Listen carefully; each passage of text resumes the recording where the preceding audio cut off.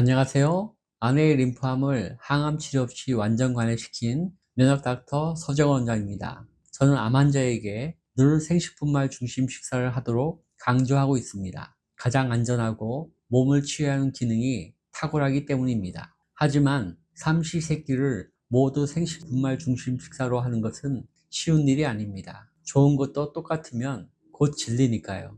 그래서 한 끼 정도는 오븐도미 밥과 간단한 밑반찬, 그리고 안전한 찜 요리로 구성된 식단으로 안내하고 있습니다. 그럴 때마다 기름을 이용한 조리가 가능한지, 어떤 기름을 사용해야 하는지 질문하는 분들이 계십니다. 그래서 이번 영상은 어떤 기름이 건강한 기름인지 알려드리고, 특히 4가지 기름을 선정해서 그 특징도 알려드리려 합니다. 각각의 기름마다 성분과 발연점이 다르기에 기름의 특징을 이해하면 목적에 맞는 기름을 선택할 수 있습니다. 기름을 이용한 조리 시에는 기름의 산패를 조심해야 합니다. 건강한 식재료를 사용하더라도 산패된 기름을 사용하면 건강을 해칠 수 있습니다. 좋은 기름을 선택하는 첫 번째 기준은 라벨에서 생압착 방식으로 추출한 기름인지를 확인하는 것입니다. 고온 가공 없이 단순 기계적 생압착 방식으로 추출한 기름에는 화학적 고온 추출과 다른 몇 가지 장점이 있습니다. 첫째 장점은 영양소 파괴가 적고 비타민, 미네랄, 항산화 물질 등이 잘 보존되어 있다는 점입니다. 둘째 장점은 폴리페놀, 비타민 E 같은 항산화 성분이 많이 들어있어서 노화를 늦춰준다는 점입니다. 셋째 장점은 오메가3 지방산과 단일 불포화 지방산이 많이 들어있어서 염증을 줄이는 데 도움을 줍니다. 좋은 기름을 선택하는 두 번째 기준은 함량을 살피는 것입니다. 오메가3 함량이 많고 6 함량은 적은 기름을 꼭 확인하세요. 오메가6는 옥수수, 대두, 참깨와 이것을 짜서 만든 식물성 기름에 많이 들어있습니다. 각종 견과류, 닭고기, 소고기, 돼지고기 등에도 많이 함유되어 있어서 무심코 과잉 섭취할 가능성이 높습니다. 우리 몸엔 오메가3와 오메가6 비율이 1대 4일 때 건강하지만 오메가6가 이보다 많아지면 염증이 잘 생깁니다. 이런 두 가지 기준에 적합한 기름이 좋은 기름인데 생합착 올리브유, 코코넛유, 유채유, 아보카도유 이 네 종류가 대표적입니다. 이 네 가지 기름은 모두 좋은 생합착 기름이지만 대표적인 지방산 종류와 발연점 차이가 있어 각기 다른 용도로 사용되고 있습니다. 생합착 올리브유는 단일 불포화 지방산이 가장 풍부한 기름이며 폴리페놀, 비타민 E, 스쿠알렌 등이 함께 함유되어 있습니다. 항산화 작용이 강해 활성산소로부터 세포 손상을 방지하고 항염증 기능이 있어서 심혈관을 건강하게 해줍니다. 꾸준히 먹으면 암을 예방해주고 암 치료에도 도움을 주는 것으로 알려져 있으며 주로 샐러드 드레싱에 많이 활용되고 있습니다. 하지만 열에 약해서 산패가 잘 되기에 160도 이하의 좋은 볶음, 찜 요리에만 사용하는 게 좋습니다. 160도 이상의 온도에서 조리하면 지방이 빨리 산패되고 염증 물질도 늘어나며 발암 물질인 아크릴아마이드, 최종 당화산물이 생깁니다. 아크릴아마이드는 감자처럼 전분이 많은 것들을 열로 조리할 때 잘 생기고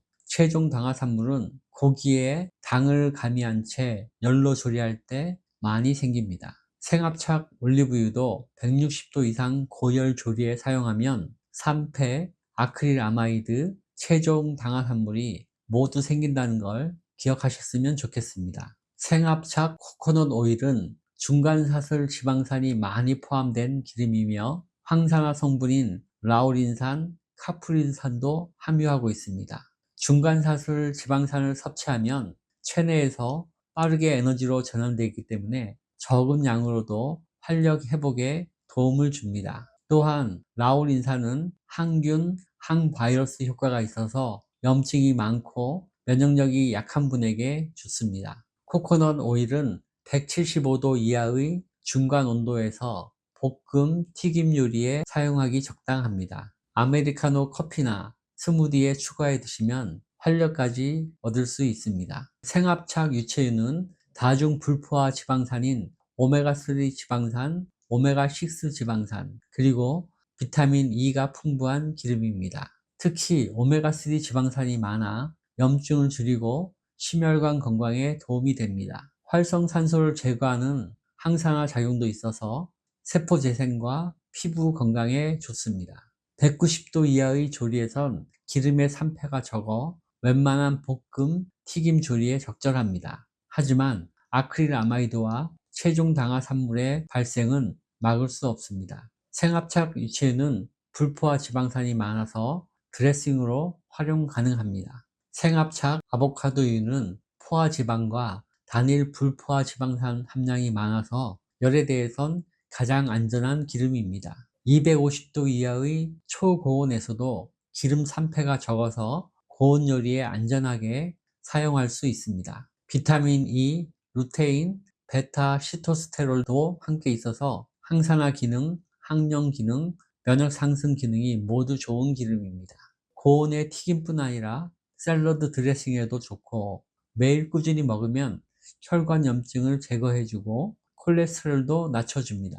이 네 가지 생합착 기름들은 모두 좋지만 각자의 건강 상태에 따라 활용하면 더 좋은 결과를 얻을 수 있습니다. 항암 치료를 이기기 위해서 육류 섭취를 원하는 암 환자라면 항산화 작용이 강한 올리브유와 아보카도유를 권합니다. 항암 후 염증 수치가 높다면 염증을 줄여주는 오메가3 지방산과 단일 불포화 지방산을 많이 함유하고 있는 유채유와 올리브유를 권장합니다. 채식 위주의 식사를 하는데 칼로리 부족으로 기운이 없다면 중간사슬 지방산이 많이 함유된 코코넛 오일을 권장합니다. 생합착 기름이 건강에 좋지만 산패가 잘 되는 단점도 있습니다. 기름의 산패는 공기와 빛에 오랜 시간 노출되거나 120도 이상의 온도일 때 잘 생깁니다. 기름이 산패될 땐 알데히드, 케톤, 포옥사이드 같은 유해 물질이 생성되는데 이 때문에 세포에 염증이 생기고 죽기도 합니다. 산패된 기름으로 조리된 음식을 섭취하면 복통, 설사, 소화불량 등의 증상이 나타날 수 있습니다. 나쁜 LDL 콜레스테롤이 올라가고 동맥경화증의 위험성도 커집니다. 산패 과정에서 생성된 유해 물질은 DNA 손상을 일으켜서 암 발생 위험성을 증가시키고 활성산소를 증가시켜 세포 노화를 촉진합니다. 또한 산패된 기름은 면역체계를 약화시켜 각종 감염병에 걸릴 위험성이 높아집니다.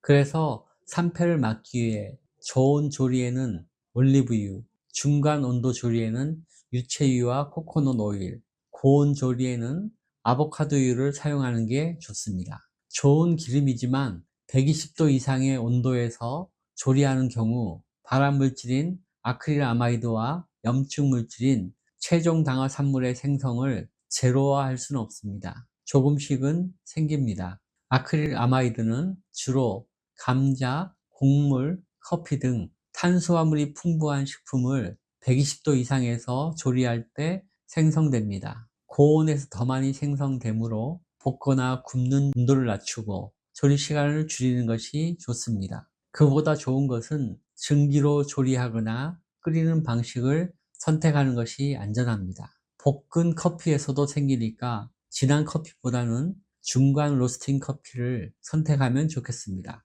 최종 당화산물은 단백질과 단순당이 고온에서 반응할 때 생성되는데 염증과 노화를 촉진시키는 대표적 물질입니다. 그러니 가급적이면 저혈당 식품을 선택해서 저온으로 짧게 조리하는 게 좋습니다. 고기를 조리할 때 레몬 주스, 식초, 올리브 오일에 미리 재워두면 최종 당화산물의 생성을 줄일 수 있습니다. 가공식품은 이미 최종 당화산물이 많이 포함된 것입니다. 그러니 가급적 신선한 재료를 사용해서 조리하는 게 안전합니다. 내용을 정리하겠습니다. 건강을 위해 소개드린 4가지 기름, 생합착 올리브유, 코코넛유, 유채유, 아보카도유는 준비하시면 좋을 것 같습니다. 생합착 기름은 건강에 좋지만 고온으로 조리할 땐 산패 가능성이 높으니 기름의 특성을 잘 이해하시고 조리하셔야 합니다. 고기의 단맛을 내기 위해 당을 넣기보단 소금, 간장, 된장 등으로 간만 맞추는 방식을 추천드립니다.